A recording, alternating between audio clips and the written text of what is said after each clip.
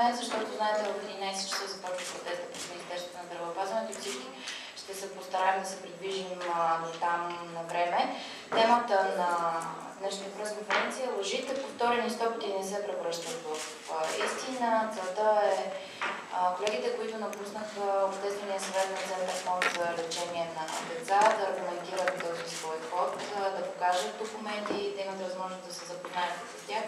Тъй като, може би някои от вас са видяли, Министерството на здравеопазването, включително половин час преди тази пресконференция, продължава да твърди неща, които ние смятаме за неистини.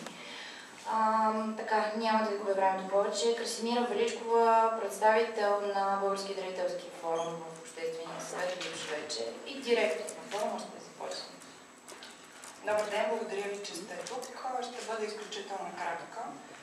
Като представител на Български дарителски форум в Обществения съвет през последните 6 години, за мен винаги е било мой дълг да пазим интересите на децата.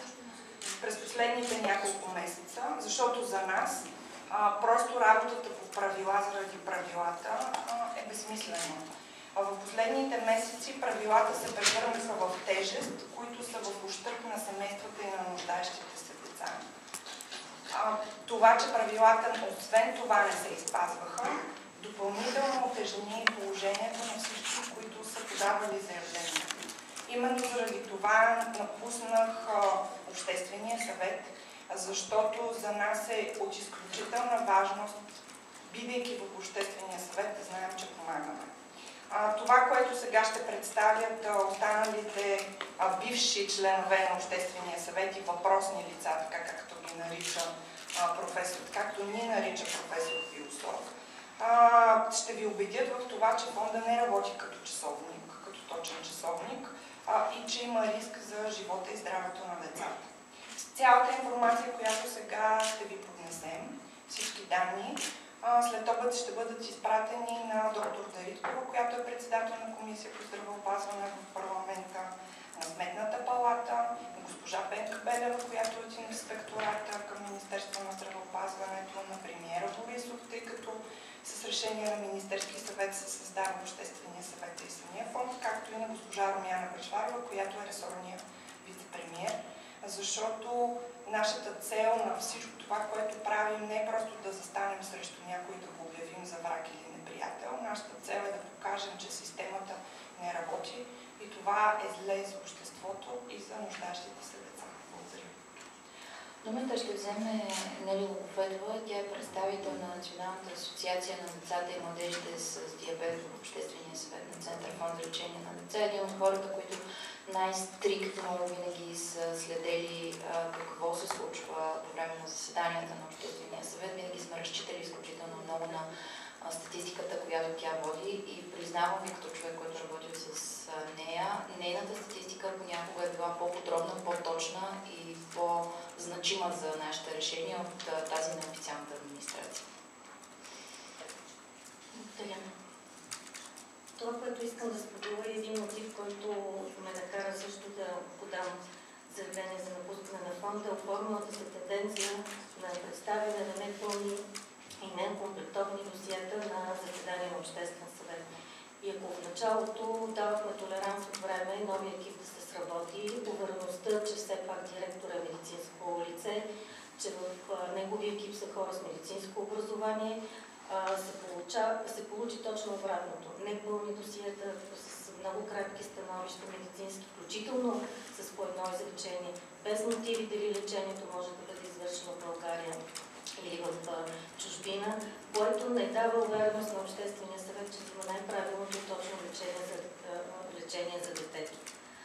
Независимо от комуникацията, която осъществяваме на заседания и препоръките тези неща да бъдат отстранени, тази тенденция се задълбочи, включително и до последното заседание, на което имам дневен ред. Друг проблем, който би трябвало да бъде основно спазван, е всяко заявление за подпомагане да бъде придружено освен с становища, а и с оферти. Нещо, което не се случи, ще видите като статистика и давам думата на Слава Формозова, за да я презентира.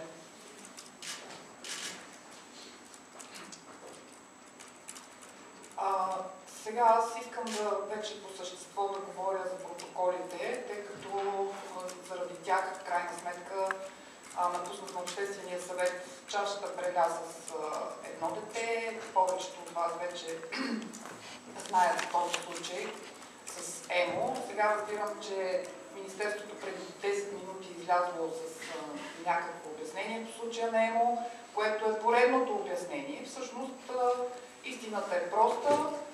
Гласувахме детето на 2 заседания. Детето е с много тежко онкологично заболяване. Гласувахме на 2 заседания положително решение, въпреки че досието му не беше окомплектовано както трябва. Това вече е практика в фонда. Ние окомплектовано досие, като видим и почваме да си мислим, че нещо равно се случва. Гласувахме го 2 пъти, защото той нямаше време да чака, докато философствена тутка да получи второ становище и оферта. Емо замина. Майката твърди, че философия казал заминавайте, всичко е наред, просто парите ще бъдат преведени малко по-късно. 2 пъти гласуваме положително за това дете и накрая родителите получиха отказ на 14 септември. Защо? И до момента не мога да си обясня какво се случи и защо философ реши да откаже на това дете. Но, ето чувате как казвам, философ реши да откаже на това дете. До момента, 5 месеца вече, каквото си реши той, това си прави. Това повтарям непрекъснато. В случая с ЕМО реши да спести пари, най-вероятно. Но, пак казвам, чашата преля с него, защото не беше даден протокол да подпишем, в който пише, че не сме гласували положително, сме отложили детето 2 пъти. Аз такъв протокол не мога да подпиша и смятам, че всеки, който има елементарна съвест, няма да подпише подобно нещо, след като то не е вярно. Но, освен това, седнах и направих анализ на протоколите от самото начало, от 21 април. И изведнъж се оказа, че изобщо не е само ЕМО или няколко деца, както сме си мислили. Оказа се, че 47 деца са с грешно вписани решения в протоколите. Тоест ние сме гласували едно, а в протоколите ни е дадено друго. Сега може да ви покажем, ако искате.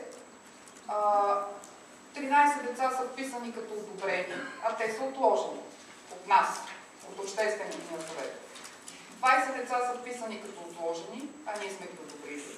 3 деца са вписани като отложени, а ние сме гласували отказ. 6 деца са вписани като отказ, а ние сме ги одобрили. 4 деца са вписани като отказ, а те са отложени. 1 дете е вписано като одобрено, а ние сме отказали. И това е протокол по протокол, включително с информация от електронния регистър. Най-интересното е, че в електронния регистър обикновено е записано това, което сме гласували. А в протокол ни се дава да подпишем нещо друго. Това е много тревожно. И до един момент си мислихме, че това е поради некадърност, грубо казано, професорска разсеяност или нещо друго. Но при случая с ЕМО стана ясно, че всичко си е абсолютно умишлено. За тези заседания, значи това са 12 редовни заседания и 19 тъй наречени дистанционни, т.е. когато са ни пращани документи на децата по мейл. За тези 31 заседания аз и всички тук не сме подписали нито един протокол до момента. Това, че отказваме да подпишем последните е едно, но не са ни давани протоколи за подпис.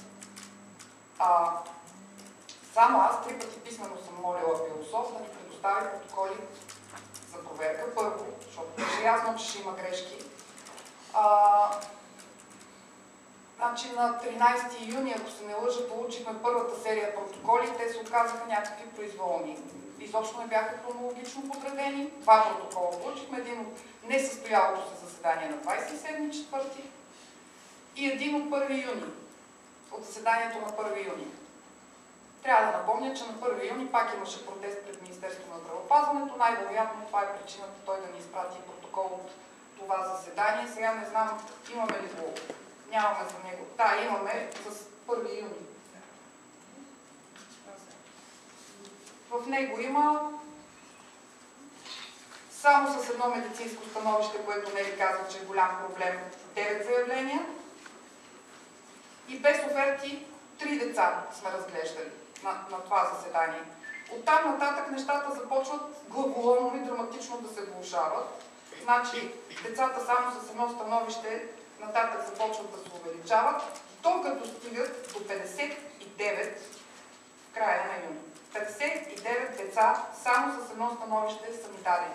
Така че обясненията на философ за случая на ЕМО, че ние сме били в невъзможност да вземем решение, защото детето било само с едно становище, ами общо 212 деца сме разгледали с по едно становище.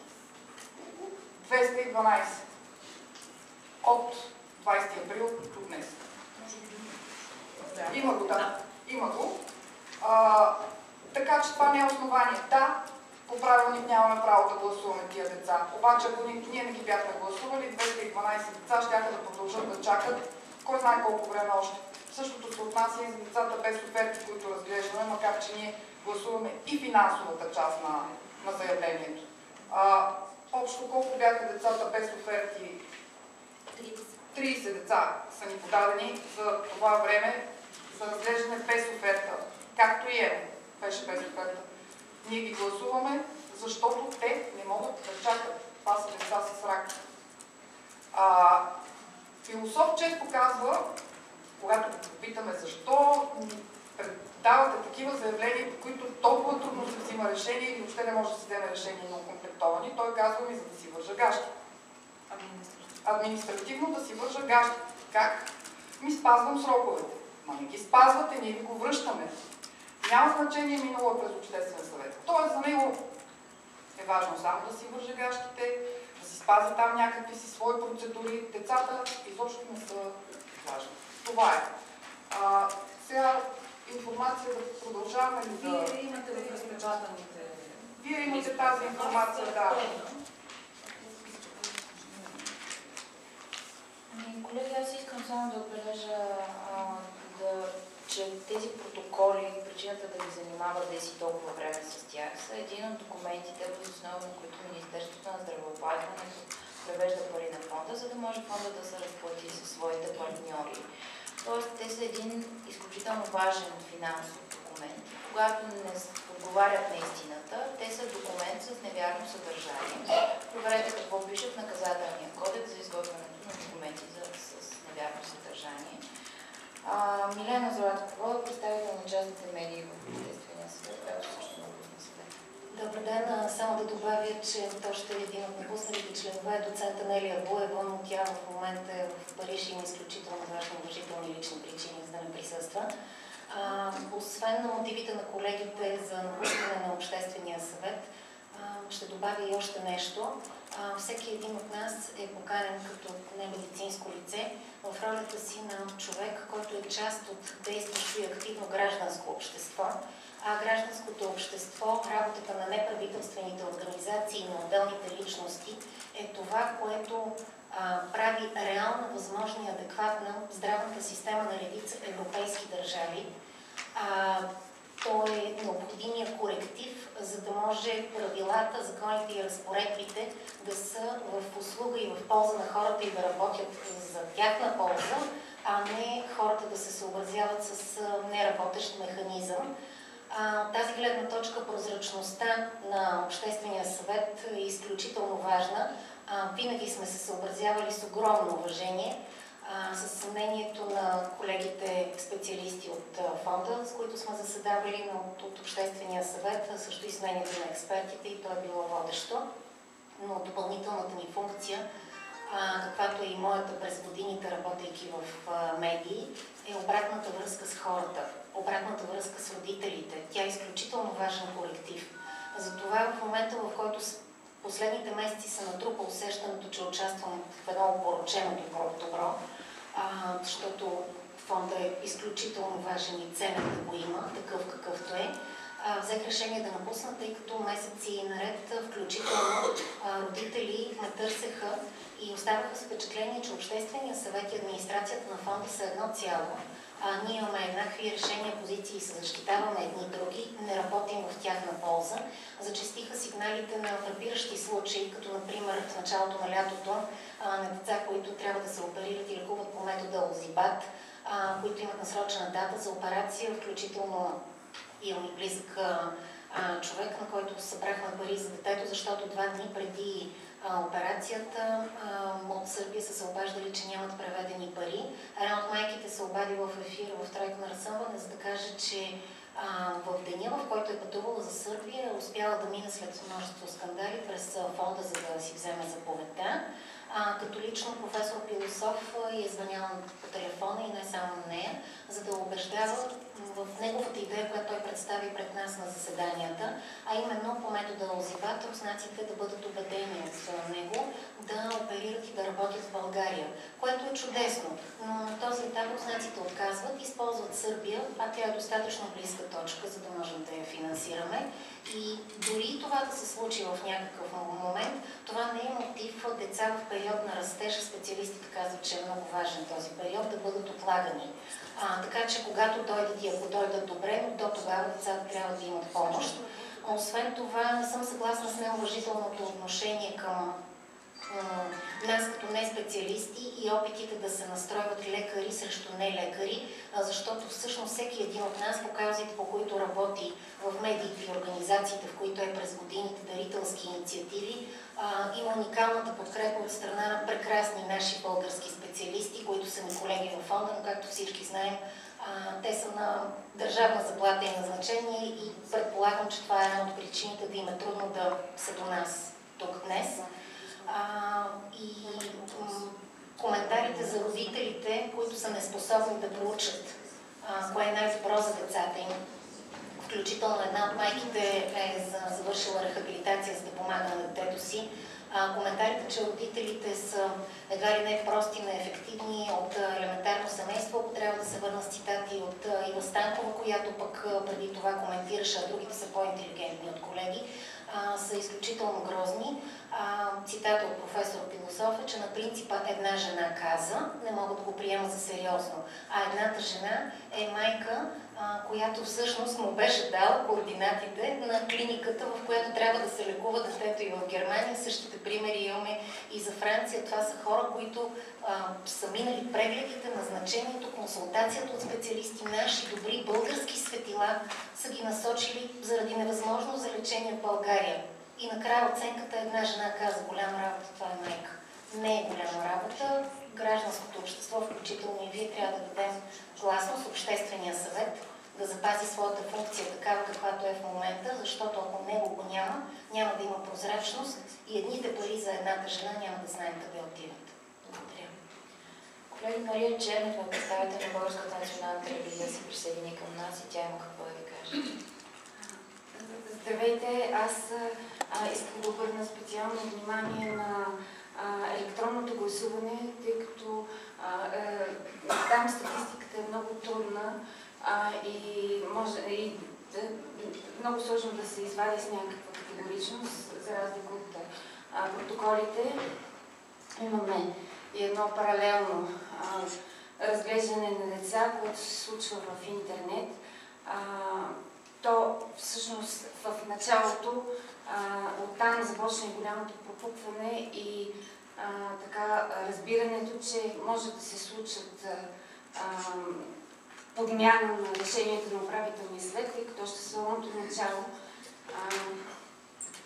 така се опитаха или така започна с опит с доста големи редове, да ни се така да бъдем приканвани да гласуваме електронно.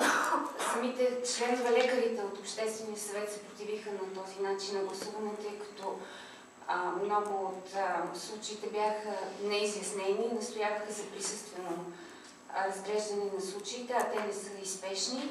И тогава видяхме, че част от представените ни деца вече сме гласували и така, на забележки и на въпроси, защо отново ни се представят и защо отдавна вече не са заминали, защото е трябвало да заминат, ни беше изпратен първия протокол, който е с стенографка от... Да, на 21 април. Парламента, съжалявам, че съм задъхана. Бърза. От 21 април протокол. Да, стенографка, която никога не сме работили с стенографка, която би трябвало много точно да уточни гласовете. И там разминаванията между това, което ние сме гледали на заседание и това, което и лекарите в Обществения съвет си спомнят, беше драстично. И там нататък започнахме непрекъснато да подканяме да ни бъдат изпращани протоколи, защото стана ясно, че ние трябва всеки един протокол много подробно да преглеждаме. Статистиката, която са ви представили, е в резултат на изключително огромен къртовски труд на сравняване на данни, която не може така, ние не можем да подпишем протокол при вече възникнало съмнение, че може да има разминавания.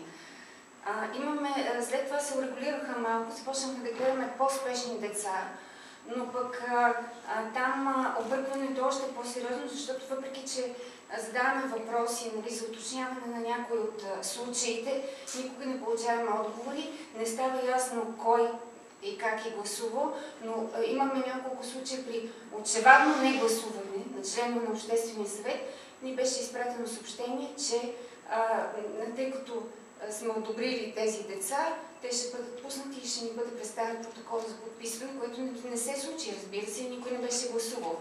Така че и в електронните гласувания има огромно разминаване, вероятно, и при една проверка сигурно ще се окажат доста интересни цифрички. И много набързо другото, което исках да обърна внимание, на протокола до 31 август 51 деца представени само с едно становище и 4 деца представени с решение на ЛКК. Познайте кои са тези деца. Това са деца с ортопедични проблеми и ортопедични операции, за които се искат вероятно скъпи медицински изделия. И това според мен е една лоша тенденция и това е опасната тенденция, която върви също така на одобряване на операции без насрещно мнение, т.е. там интересите финансовите са огромни. И рисковете за корупционен натиск също. Само нещо да добавя, тъй като знам, че и публиката, и журналистите, и медиите обичат да цитират цифри. Ние за това излизаме и казваме цифрите и с данните. Но просто искам да напомня, че тази система, този фонд е създаден за да подпомага болни деца. Когато ние ви съобщаваме тези цифри, ние имаме предвид деца, имаме предвид човешки животи, имаме предвид животите на семейства. Така че за тези цифри стоят конкретни човешки истории, които могат да се случат на всеки един от нас. И както и днес по-рано сутринта обсъждах с колеги, дори да става дума за едно дете, ние не можем да стоим и да допускаме и да легитимираме грешки в системата, заради които страдат човек. Тук не става дума, още повече, че не става дума и за едно дете, и става дума за системност на грешките и за тенденциозност на грешките. Колеги, само преди да ви дам думата за въпроси, ще ви напомня, че на протеста ще присъства Бистра Кирчева, която е майка на детето, за което Министерството на здравеопазването изпрати справка. Бихте могли да получите информацията от първо лице, сега сте ви.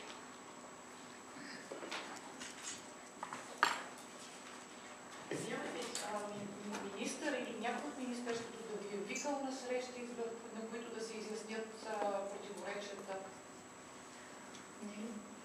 Аз мога да кажа, че изпращах последните вече неща.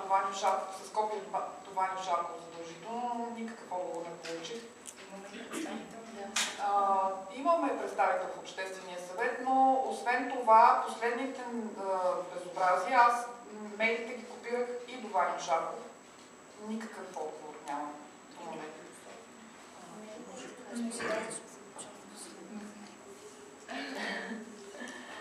Неля Логофетова беше поканена на среща, но като че ли нямаше смислен резултат от тази среща. Тя за това се въздържа от коментар, не ли ти? Именно за това се въздържам, защото очакванията не ми се сбъднаха и още повече се затвърдиха мотивацията ми да не съм част от разрушаването на една работеща институция. Мога ли да помоля Мария Чернева да обясни схемите за корупция, за които намекна? Медицинските изделия е обществена тайна, че се продават много над цените им. За разлика от лекарствата, медицинските изделия не се реферират, цените не се реферират, т.е. не е ясно на какви цени се продават и така публична тайна е, че те се продават на двойно, тройно, десеторно, дори повече, отколкото реалната им стойност или отколкото би платил, например, Европейския здравен фонд в Германия, да речем. В тази голяма разлика между себестойността на едно медицинско изделие и цената, на която тя се продава на пациентите, се наместват страшно много интереси. И заради тази огромна разлика и тези пари, които се разпределят пак по обществена тайна между лекари, болници и фирми като комисионни, не можем да останем този механизъм без насрещно мнение. Т.е. без да е ясно, че това медицинско изделие, категорично и кристално ясно, да се знае, че тази става или тази плака се поставя по целесъобразност, а не поради някакви други интереси. Ние нямаме защита в това отношение. Затова казвам, че тази цифра за мен е доста обезпокоителна. Тази тенденция да се одобряват случаи без насрещно мнение не може да остане по този начин.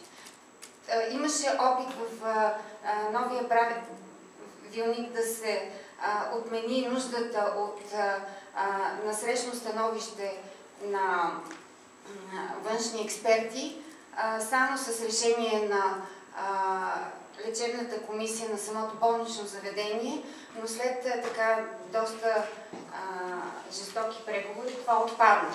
Въпреки това, ето, все едно няма правилник. Нали, статистиката, цифричките са пределно ясни. Това е този корупционен риск. Вие риск за корупционен риск. Други въпроси? Извинете, може би за така безхаберния въпрос, но защо 216 деца болни от рак с едно становище, колкото, ако добре съм разбрал? Не всички са болни от рак. Слава Богу, не всички са болни от рак. Не сме направили статистика колко от тях са с онкологични заболявания, не сме ги делили. Въпросът е, че това са неокомплектовани досиета. Защо са неокомплектовани? Защото не може да се справи философов срок да се изиска становището от експертите. Това е причината и съответно ни ги дава в този вид, за да минат през обществен съвет и да му се броява като, не го знам, като свършена работа, като спазване на правилника. Ама това ние му ги връщаме, съответно. Много от тези деца ги връщаме втори и трети път. И всъщност излиза така, че общественият съвет е виновен. Обаждат се родителите и питат защо пак, какво се случи, защо сме отложени. И общественият съвет ви отложи. Аз много исках да минете, но общественият съвет ви отложи. Всъщност само да добавя в случая, става дума за това, че ние няма достатъчно информация. Това означава некомплектовано. Просто когато нямаш достатъчно информация, как да бъдеш адекватен и да поемеш отговорност.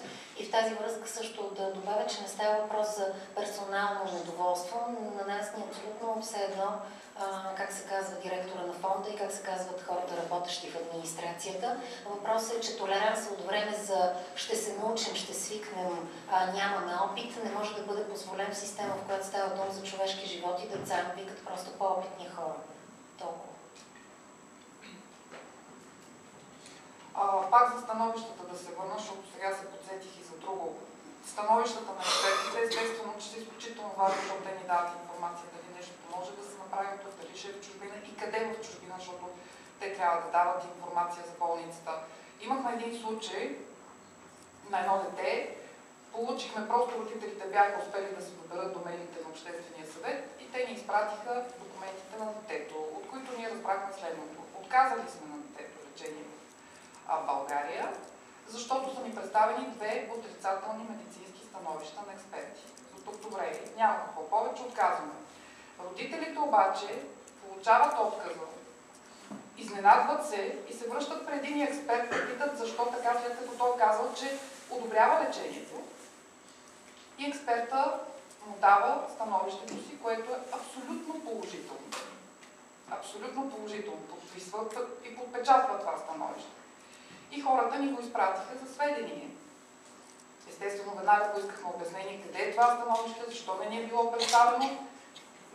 Нямаше разумно обяснение. Започна се, аз говорих с родители, философ цитирам, аз говорих с родителите на детето, бабата и дядото са ми колеги, разбрахме се, че трябва да бъде оперирано, ще го разглеждаме отново. Ама как ще го разглеждаме отново, след като има издаден административен акт? Отказ. Въпреки това, да, даде ни го отново да го разглеждаме и да, одобрихме детето. Защото в крайна сметка е важно да се лекува. Одобрихме го, въпреки че нямаме това право. Защо не дава и този пример, като казвам, че работим в противоречие с правилника? Той ни даде отново детето, вече с положителното становище. Ние го гласувахме и то се лекува. Много исках родителите да съдят фонда. Те обаче отказаха, просто не искаха да чуват повече. Казаха, искаме да си вземем парите и да забравим за това нещо. Много примери можем да ви даваме, може би до края на деня, конкретни примери за конкретни деца, от които вие ще се потресете, така както и ние сме се потресали. Но може би, не знам, сигурно трябва да ги разказваме повече. Изключително важно обаче в това, което Деси казва, е, че в крайна сметка ние сме 5 човека от Обществения съвет, които излизаме с имената, с лицата си, заявяваме, че има проблеми, че е недопустимо да има такъв проблем, но е важно и родителите да се борят за своите права, колкото и да ги е страх, колкото и зависими да се чувстват. Защото ако ние като общество и родители не заявим и не се преборим за този фонд, него просто няма да го има. Колеги, ако нямате други въпроси... Само ако позволите, каква е гаранцията, че това, което изнасяте, отговаря на истината и по какъв начин може да го докажете? И имате ли представа тези протоколи от кого, от колко хора и кои хора са подписани? Значи ние имаме дневните редове. Това са предварителните списъци, по които се провежда заседанието. Съответно имаме и протоколите. Имаме цялата информация. Не можем да я предоставим, защото съдържа много лични данни. Но ако Министерството или Здравна комисия ги поиска, ние сме готови да ги предоставим. Там сме описали проблемите. Кой е подписал протоколите, аз нямам никаква представа. Особено интересно е за последните 2 протокола, от август, където сме гласували заедно. Дали някой ги е подписал? Какво пише в тези протоколи в момента, защото те ни бяха дадени, ние видяхме, че съдържат тия безобразия. Казахме, че няма да ги подпишем. Дали след това са коригирани? Нямам представа. Йордан Петров от Спасителя иска да каже нещо. Здравейте. Провокиран от въпроса на Сашо Диков. Вие в началото казахте, че ще изпратите тези материали до Шарков, Москов, Дариткова, Борисов и така нататък, Пенка Белева, който така. И много добре знаете, че това може да бъде доказано от ГДБОП и всички тия качулки, които разсипаха фонда. И най-добре там да ги пратите нещата, шумно и както всички ние знаем, за да просто не да се покрият. Пращането на Пенка Белева, това нещо може да бъде само като някаква подигравка, защото знаете, че до основа на нейния скълъпен доклад беше изпратен полицията и бяха арестувани предишните. Тъй, че всички тези материали призовавам да ги комплектувате, да ги изпратите в прокуратура и там, каквото се сетите и където се сетите, просто за да се знае, не да кажат какво съм, ние не знаем. Благодаря. Добре. Последен наистина въпрос, трябва да тръгваме към протеста. Всички. Много бързо, аз съм председател на фондация Нашите недоносени деца и много се разплача. И за много за децата, за които говорите, ги познавам лично и тяхните истории, и тяхните родители. Аз имам по-скоро въпрос, нали, вие ще ни отговорите, тъй като вие сте тук, към държавата, към Москов и към останалите, към професор Пилософ. Какво се случва с децата, които са върнати и остават тук? Колко от тях, които са лекувани в България, им се налага повторно лечение в чужбина? Имало ли е смъртен случай за отказано дете за момента? Наистина трябва да зададете тия въпроси към професор Пилософ. За смъртен случай, че има. Въпросът е, че ние не можем да твърдим дали просто заболяването на детето е било такова, че се е стигнало до там, дали е забавено. Там родителите трябва да си кажат тези неща. Ние не можем да говорим нещо за това. Да кажа на Сашо, има записи от известно време, от последните няколко заседания, има записи на всички заседания на диктофон. Професор Пилософ беше закупил такова устройство, така че освен всичко друго би трябвало и това да е по някакъв начин доказателство, което обаче няма как ти да стигнеш до него, наистина заради личните данни. Там във фонда трябва да навлезат други